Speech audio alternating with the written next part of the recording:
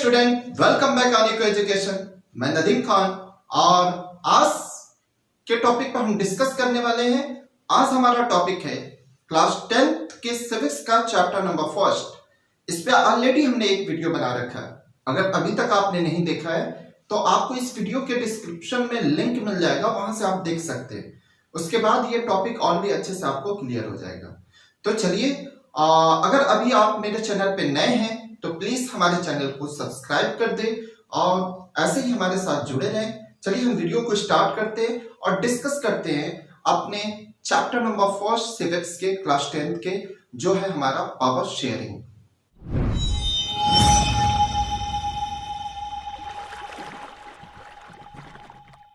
अगर हम power sharing की बात करें तो इसमें फर्स्ट पार्ट में पावर शेयरिंग की फर्स्ट पार्ट जो हमने वीडियो बनाया है उसमें हमने डिस्कस किया है कि पावर शेयरिंग का कॉन्सेप्ट क्या होता है, उसको समझा है। फिर उसमें हमने देखा कि पावर शेयरिंग कितने काइंड्स के होते हैं, मतलब कितने इसके फॉर्म होते हैं, कितने प्रकार के होते हैं। उसमें हमने आपको डिस्कस किया था जब गवर्नमेंट अपने लेजिस्लेटिव अपने पार्ट में पावर को डिस्ट्रीब्यूट करे, like as example legislative, executive and judiciary, इस तरह से अगर पावर को डिस्ट्रीब्यूट करे तो उसे हम हॉरिजॉन्टल डिस्ट्रीब्यूशन ऑफ पावर कहते हैं। उसके बाद अगर हमने देखा था कि अगर लेवल की बात करें हम, state level government, central level government अगर वैसे अपने पावर को डिस्ट्रीब्यूट करे तो वो होता है हमारा आपका फेडरल पावर डिस्ट्रीब्यूशन होता है। और अगर तीसरा इसमें हमने बताया था आपको, थर्ड जो सोशल ग्रुप्स में पावर को डिस्ट्रीब्यूट किया जाता है। और फोर्थ हमने बताया था कि किसी भी डेमोक्रेटिक कंट्री में पावर बहुत सारे जो पॉलिटिकल पार्टीज होते हैं, सोशल ग्रुप्स होते हैं, उनको भी पावर डिस्ट्रीब्यूट किया जाता है एक परफेक्ट डेमोक्रेटिक सिस्टम को एस्टैब्लिश करने के लिए। चलिए, तो ये हमारा फॉर्म्स ऑफ पावर पे हमने डिस्कस कर लिया था। इसके बाद हमने डिस्कस किया था अपने वीडियो में कि composition of the Belgium and Sri Lanka का क्या है, क्योंकि वहां से आप पहले बेल्जियम और श्रीलंका के कंपोजिशन, उनकी थीम को समझेंगे। उसके बाद नेक्स्ट वाले टॉपिक पे आज जो हमारा हम उस पर डिस्कस करेंगे। एक शॉर्ट में ओवरव्यू मैं देता हूं। हमने आपको डिस्क्राइब किया था कि बेल्जियम एक यूरोप का शॉर्ट कंट्री है, छोटी सी कंट्री है। और इस बेल्जियम में लाइक एज एग्जाम्पल जैसे आपका स्टेट हरियाणा है, उतने ही स्टेट है, उसका भी उतना ही एरिया है और उससे सेम एरिया आपको मिल जाएगा। श्रीलंका का भी एज हरियाणा के जितना एरिया उतना ही श्रीलंका का भी। लेकिन बेल्जियम की पॉपुलेशन 1 करोड़ है अप्रोक्सीमेटली और श्रीलंका की पॉपुलेशन 2 करोड़ अप्रोक्सीमेटली थी। लेकिन बेल्जियम में कंपोजिशन अलग था और श्रीलंका में कंपोजिशन अलग था। तो बेल्जियम में सिर्फ 3 कम्युनिटीज वहां पाई जाती है। एक तो आपको डच स्पीकिंग पाए जाते हैं, दूसरा फ्रेंच और तीसरा जर्मन थे। तो डच जो थे वो 59% थे, जो बेल्जियम की नॉर्थ में सिचुएटेड थे। और जो आपके फ्रेंच स्पीकिंग है वो बेल्जियम के साउथ में लगभग आपके 40% थे और 1% जर्मन आपको मैंने बताया था। फिर इसके बाद हमने ब्रुसेल्स की बात इसमें की थी, जो बेल्जियम का कैपिटल है। वहां अपोजिट है, वहां पे जो ब्रुसेल्स है वहां 80% फ्रेंच हैं ब्रुसेल्स में और 20% डच हैं। तो ये हमने बेल्जियम का कंपोजिशन बताया था। और आपको श्रीलंका में हमने बताया था कि यहाँ 74% अप्रोक्सीमेटली सिन्हाला लैंग्वेज स्पीक करने वाले जो बुद्धिस्ट रिलीजन को फॉलो करते हैं वो हैं, प्लस 18% आपके तमिल है, जिसमें 13% आपके श्रीलंकन तमिल है और 5% इंडियन तमिल है, जो हमारे कॉलोनियल रूल के दौरान वहां के बागानों में काम करने के लिए गए थे। ये हमने आपको कंपोजिशन बताया था। और 7% वहां क्रिश्चियन पाए जाते हैं। ये सारा ओवरऑल कंपोजिशन बताया था। अब हमें कंडीशन समझना है कि कैसे वहां पे, मतलब क्यों पावर शेयरिंग इंपॉर्टेंट है, वो इस स्टोरी के थ्रू आप समझेंगे। तो हमें नेक्स्ट टॉपिक में जो डिस्कस करना है वो हमारा मेजोरिटेरियनिज्म इन श्रीलंका।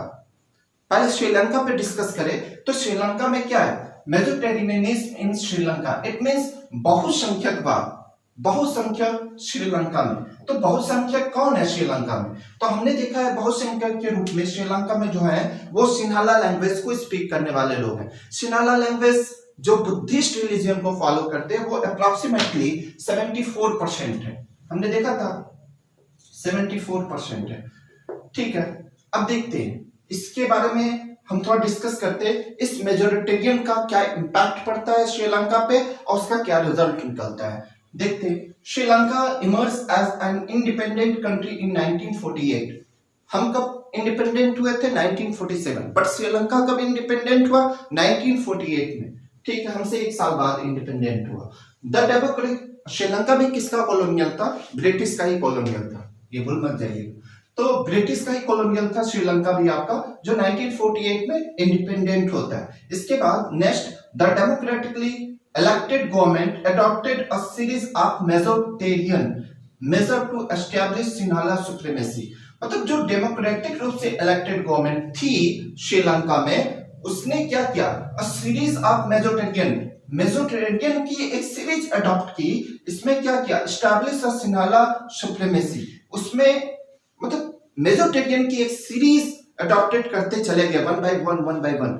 जैसे कि पहले तो उन्होंने जो भी सिन्हाला लैंग्वेज स्पोकन या बुद्धिस्ट रिलीजन को फॉलो करने वाले थे, उनके जो लैंग्वेज थे सिन्हाला, उसको ऑफिशियल लैंग्वेज डिक्लेयर कर दिया। उसके बाद से वहां पे जो जॉब है और जो यूनिवर्सिटी वहां पे एडमिशन है, वो सब में प्राथमिकता देने लगे। इट मींस आप कह सकते हैं वहां पे हर चीज में जो सिन्हाला लैंग्वेज स्पीक करते हैं उनको प्राथमिकता देने लगे। कौन? गवर्नमेंट दे रही है, वो भी वो गवर्नमेंट जो आपके डेमोक्रेटिक रूप से इलेक्टेड है। उसके लिए सभी इक्वल होने चाहिए, लेकिन जो गवर्नमेंट है डेमोक्रेटिक रूप से इलेक्ट होके आई है, वो क्या कर रही है? वो डिप्रिसिएशन कर रही है ना, डिविजन कर रही है on the basis of casteism या लैंग्वेज स्पीकिंग भी कह सकते हैं। उसके आधार पर वो विभेद कर रही है, बांट रही है लोगों को। तो इसका नतीजा क्या निकलता है हम देखते हैं आगे। तो हमने बताया कि मेजोरिटेरियन को वो एक सीरीज के रूप में फॉलो करती गई। पहले तो ऑफिशियल लैंग्वेज डिक्लेयर कर दिया सिन्हाला लैंग्वेज को। इसके बाद जितनी भी गवर्नमेंट सर्विसेज थी या जॉब थे या तो यूनिवर्सिटी में एडमिशन है, हर जगह सिन्हाला लैंग्वेज स्पीक करने वालों को आप सुप्रीमेसी दे रहे हैं, वहां पे प्राथमिकता दे रहे हैं। नेक्स्ट हम देखते हैं इसमें इन 1956 में क्या होता है, एक एक्ट पास किया गया, recognise Sinhala as the only official language, thus disregarding Tamil. वही हमने आपको अभी जो बताया था कि सिन्हाला लैंग्वेज को 1956 में एक एक्ट के थ्रू ऑफिशियल लैंग्वेज डिक्लेयर कर दिया गया और डिसगार्डिंग तमिल को इग्नोर करके, उनको डिसगार्डिंग करके एक सिर्फ आपका क्या है, तो जो आपका सिन्हाला लैंग्वेज था उसे ही आप ऑफिशियल लैंग्वेज डिक्लेयर कर देते हैं, जबकि किसी भी डेमोक्रेटिक कंट्री में ये नहीं होना चाहिए। Next point, a new constitution stimulated that the state shall protect and foster Buddhism. अब देखिए, स्टेट जो डेमोक्रेटिक स्टेट है वो क्या करे, एक नए कॉन्स्टिट्यूशन के थ्रू वो क्या कर रहे हैं, जो बुद्धिस्ट हैं, जो सिन्हाला लैंग्वेज स्पीक करते हैं, उनको प्रोटेक्ट करने का काम और फोस्टर बुद्धिज्म को फैलाने का काम और उनको प्रोटेक्ट, उनको सुरक्षा देने का काम अब गवर्नमेंट कर रही है। इट मींस गवर्नमेंट किसी रिलीजियन को प्रश्रय दे रही है स्टेट लेवल पे। तो ये तो भेद डालना हो गया on the basis of communities के आधार पे आप भेद कर रहे हैं, क्योंकि आप तमिल को इग्नोर कर रहे हैं और क्या कर रहे हैं, ये मतलब जो बुद्धिज्म है उनको प्रोटेक्ट, उनको सुरक्षा दे रहे हैं और उनकी जो रिलीजन है उसको एक्सपेंड कर रहे हैं, फैलाने का काम भी किया इन्होंने। एज अ रिजल्ट, इसका रिजल्ट क्या निकलता है, जब कोई गलत काम होता है तो गलत रिजल्ट भी निकलता है। एज अ रिजल्ट, इसका रिजल्ट क्या निकलता है, the relations between the Sinhala and the Tamil communities, किसके बीच, सिन्हाला और तमिल कम्युनिटीज के बीच के जो रिलेशन थे, स्ट्रेन्ड ओवर टाइम, हमेशा मतलब बहुत बिगड़ गए। इन दोनों के बीच के रिलेशन, जो सिन्हाला लैंग्वेज स्पीक करने वाले थे और जो तमिल स्पीक करने वाले थे, इन दोनों कम्युनिटीज के बीच के रिलेशन बिगड़ गए, खराब हो गए। और इन 1980 में सेवरल पॉलिटिकल ऑर्गेनाइजेशन, कई पॉलिटिकल ऑर्गेनाइजेशन बनाएगी जो डिमांड की इंडिपेंडेंट तमिल इलम स्टेट, एक अलग स्टेट की डिमांड करने लगे, इंडिपेंडेंट इलम स्टेट की डिमांड करने लगे। कौन, जो तमिल थे। आपको हमने बताया था उसमें कि जो तमिल है वो नॉर्थ और ईस्ट पोर्शन पे आपके सिचुएटेड है, जो आपके श्रीलंकन तमिल थे, और इंडियन तमिल बीच में आप देखेंगे थोड़ा सा वहां पे पाए जाते हैं। तो ये अलग अलग ऑर्गेनाइजेशन पार्टी बनाकर ये गवर्नमेंट से डिमांड करने लगे अलग स्टेट की, अलग तमिल स्टेट की। इसका रिजल्ट क्या निकला? The distrust between the two communities turn into a civil war. ये दो कम्युनिटीज के बीच की लड़ाई टर्न हो गई एक होम वॉर, या आप कह सकते हैं सिविल वॉर में, जिसे आप गृह युद्ध कहते हैं। और इसका रिजल्ट बहुत बुरा निकला। किसके लिए? श्रीलंका के लिए। तो ये था मेसोपोटामियन को आप सुप्रीमेसी देने का रिजल्ट। तो ये किसी डेमोक्रेटिक कंट्री के लिए ये बेहतर नहीं होता, अच्छा नहीं होता, कभी भी अच्छा नहीं होता। इसका गवाह इतिहास है। हिस्ट्री में कभी भी आप पढ़ेंगे जहां पे भी मेसोपोटामियन को प्रश्रय दिया गया वहां पे वो एज अ रिजल्ट गलत ही निकलता है। तो चलते हैं, ये तो था श्रीलंका का रिजल्ट। श्रीलंका में हमने मेसोपोटामियन का परफॉर्मेंस के आधार पे क्या रिजल्ट निकलता है ये देख लिया। अब नेक्स्ट जो हमें डिस्कस करना है, एकोमोडेशन इन बेल्जियम। क्या एकोमोडेशन था किसके बीच? बेल्जियम में। बेल्जियम में जो कम्युनिटीज है उनके बीच क्या एकोमोडेशन किया गया, क्या उनके बीच समझौते थे, उनको समझते हैं। बिटवीन 1970 एंड 1993, 1970 से 93 के बीच they amended their constitution 4 times। मतलब उन्होंने अपने कॉन्स्टिट्यूशन में 4 बार संशोधन लाए। और क्या क्या? For life together with in the same country. मतलब अलग अलग कम्युनिटी के लोग एक साथ एक ही कंट्री में रहने के लिए अपने कॉन्स्टिट्यूशन को 1970 से 1993 के बीच में 4 बार अमेंडमेंट लाए। ये एक साथ रहना चाहते हैं। और यहाँ पे हमने देखा कि लोग अलग अलग अपने आप को सुप्रीमेसी का प्रश्रय दे रहे हैं। मतलब एक कम्युनिटीज दूसरी कम्युनिटीज को दबाकर अपने आप को बिल्डअप करना चाहती।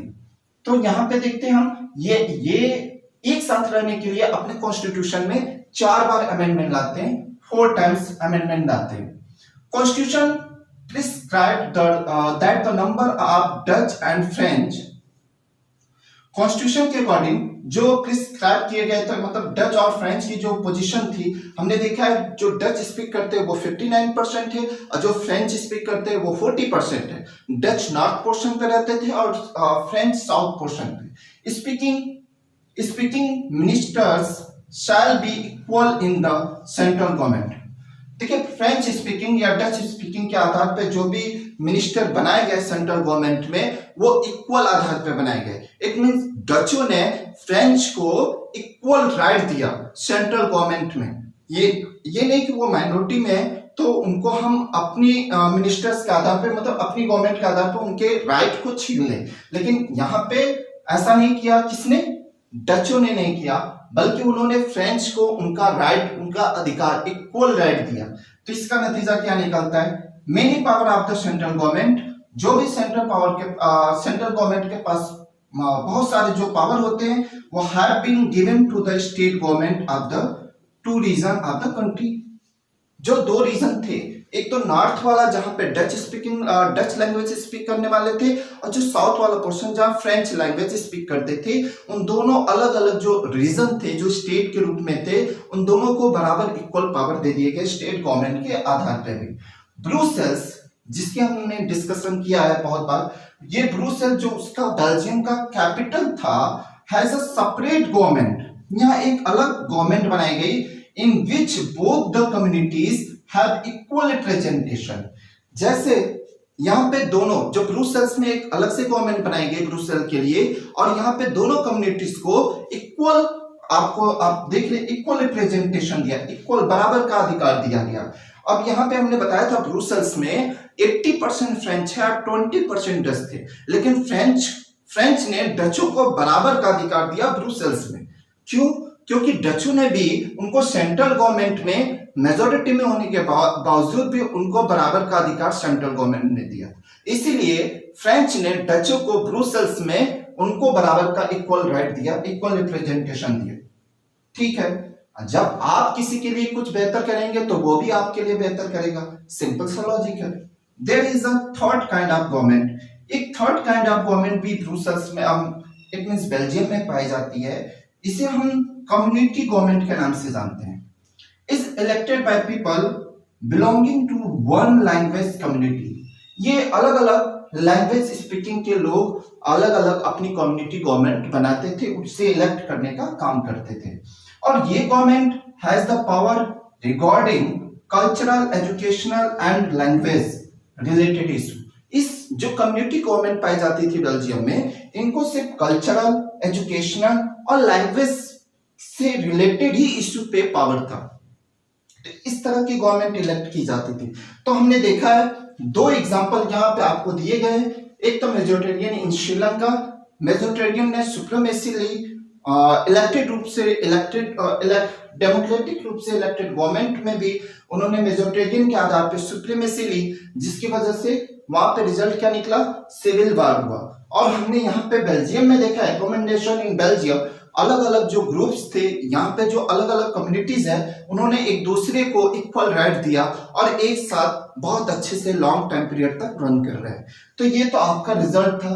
तो ये एक एग्जांपल के थ्रू आपको समझाने की कोशिश की गई थी कि पावर शेयरिंग किसी भी कंट्री में कितना इंपॉर्टेंट होता है, क्योंकि अगर आप पावर शेयरिंग करते हैं तो दूसरे का विश्वास आप पे बना रहता है और इस तरह एक लॉन्ग टाइम पीरियड तक आपका जो सिस्टम है, आपका जो प्रोसेस है, वो किसी कंट्री में सरवाइव होता रहता है। तो ये तो था हमारा टॉपिक जिस पे हमने डिस्कस किया। अगर मुझे नहीं लगता कि अब इस पूरे टॉपिक में कोई कंफ्यूजन या कोई डाउट आपको रह गया हो। अगर फिर भी डाउट है तो आप मुझसे कमेंट में पूछ सकते हैं। और प्लीज अगर अच्छा लगा हो ये वीडियो तो हमारे वीडियो को लाइक कीजिए और अपने ज्यादा से ज्यादा फ्रेंड तक इसे शेयर कीजिए। और अगर अभी तक आपने हमारे चैनल को सब्सक्राइब नहीं किया है तो प्लीज सब्सक्राइब कर ले। हम आपसे मिलेंगे अपने नेक्स्ट टॉपिक में एक नए वीडियो के साथ। तब तक के लिए थैंक यू, धन्यवाद।